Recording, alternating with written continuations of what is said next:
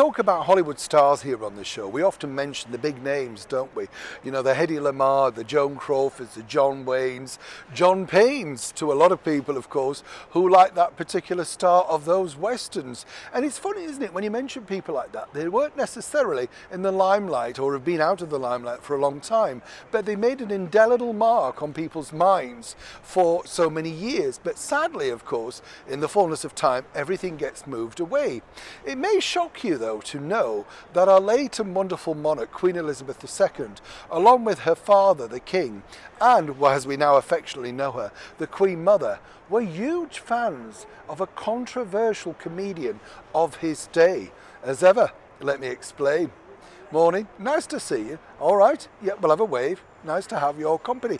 Controversial, the royals. I know, it's weird to think, isn't it? I don't know if you know, though, but the late Duke of Edinburgh, Prince Philip, known for his wonderful sense of humour, was a big fan of the northern comic Bernard Manning. In fact, he loved a programme called The Comedians, which was a collection of comedians put together by the brilliant producer Johnny Hamp. And basically, you know, they would tell a joke and it would be edited. And apparently every single week, Prince Philip sat down and watched the show in the early 70s, particularly enjoyed Bernard Manning.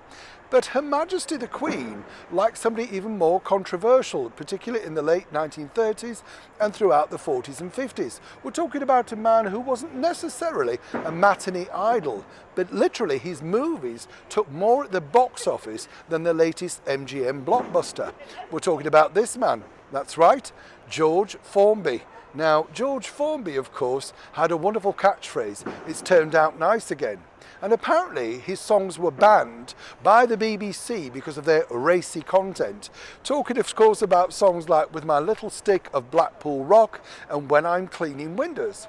Now, so enraptured were the princesses Elizabeth and Margaret by George Formby that he was invited to appear in front of the royal family privately on numerous occasions at Windsor Castle. More importantly, after that, he then landed slots on the Royal Variety Performance, even though he was, as I say, banned by the BBC. Now, why did the royals, including the King and of course the Queen alongside the princesses, like him? Well, according to a very well-placed source who was there during that time, Queen Elizabeth just loved his accent, the naughtiness of the songs, and like all teenagers, the fact that he was banned made it even more exciting. They loved George Formby so much that they were given early releases of his film to screen in Windsor Castle just for the royals. Now, the plots were very simple, you know, gormless George, always tripping up, always doing the wrong thing, but eventually coming through and possibly finding a chaste kiss at the end of each reel. What was nice to know, though, that when sadly George passed in the early 1960s, Her Majesty the Queen sent along a very personal, out-of-media message to the family to basically say how much they'd enjoyed not just his movies, but of course his in-person entertainment at the castle. Now, when you listen to the songs today, you'd think, how is this shocking? How is this controversial? It is, of course, of the time, and when you watch them now, you look at them with all innocence.